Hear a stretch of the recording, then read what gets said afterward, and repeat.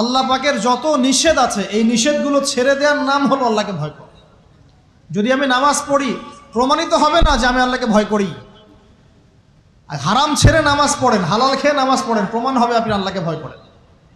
নামাজ পড়াটা একটু সহজ কাজ, কিন্তু এই হারাম রিজিক ছেড়ে দেওয়া এত সহজ কাজ নয়।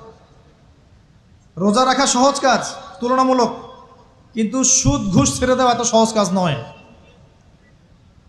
তাসবিহ তাহলিল করা সহজ কাজ, কোরআন তেলাওয়াত করাও সহজ কাজ তুলনামূলক, কিন্তু ওই বোনের সম্পত্তি তাকে ফিরিয়ে দেওয়া এত সহজ নয়।